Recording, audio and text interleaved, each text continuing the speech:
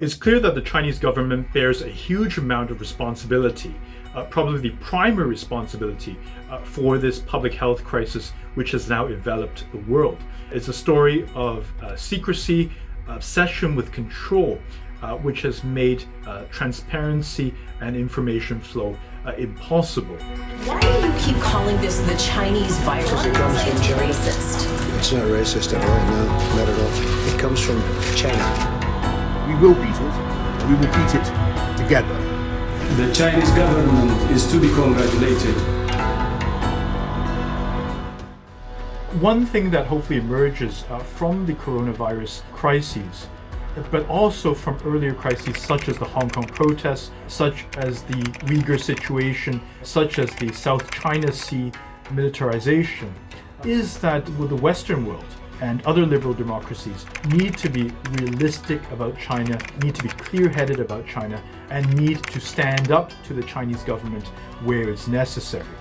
During the early days of the outbreak in December and early January, when it should have been transparent with the Chinese public and also with the international community about the outbreak, instead the Chinese authorities were silencing whistleblowers, arresting doctors such as Dr. Wilson Leung, who were trying to raise the alarm, forcing them to sign confessions, and also then downplaying the disease. The WHO's performance has been extremely disappointing, to say the least. For much of the time, the WHO seems to be parroting the Chinese government's position and giving extreme deference to Beijing. I will praise China again and again. So we saw that in mid-January, the WHO repeating the Chinese line, which we now know to be wrong, that there was no evidence of human-to-human transmission. We've seen the WHO ignoring any problems with the Chinese response and ignoring problems with the Chinese statistics, and instead, ironically, praising China for its transparency and holding up China as the model for the world to follow. We've also seen the WHO completely exclude Taiwan.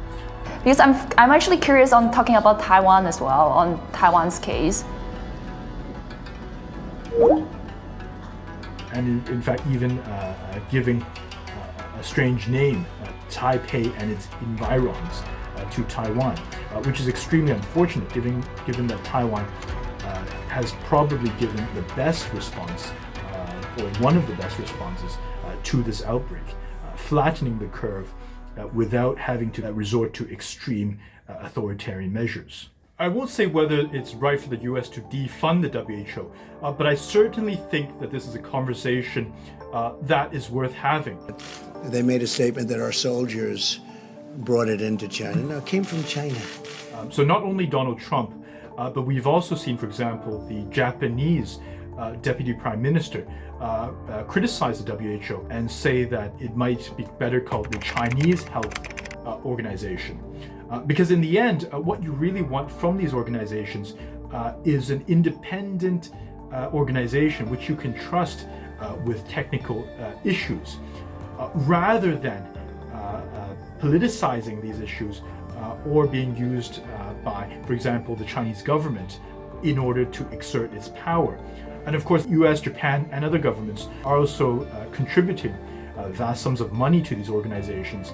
Certainly, it's a valid question for them to ask whether they are getting good value for that money. There was a fantasy for the last 20 years or so that if the world only opens up to China, lets it in, then China will transform into a more responsible international actor. But we've seen from the last 2 decades, and especially the last few years, that that is a fantasy. In order to shape China into an international responsible actor, the world really needs to stand up where it's necessary and to put real pressure where it's necessary, whether that be in the form of trade sanctions, financial sanctions, travel ban on officials, real action with real teeth, rather than just empty rhetoric and a hope that the Chinese government will change.